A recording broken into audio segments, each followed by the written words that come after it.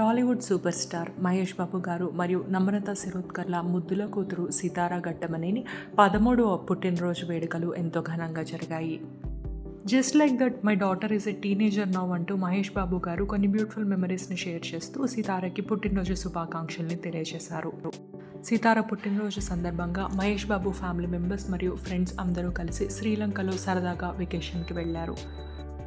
నమ్రత శిరోద్కర్ గారు శ్రీలంకలో తమ వెకేషన్లోని కొన్ని బ్యూటిఫుల్ మెమరీస్ని సోషల్ మీడియా ద్వారా ఫ్యాన్స్ అందరితో పంచుకున్నారు. సితార పుట్టినరోజు వెకేషన్లోని కొన్ని అందమైన ఫోటోలు మీరు కూడా చూసేయండి.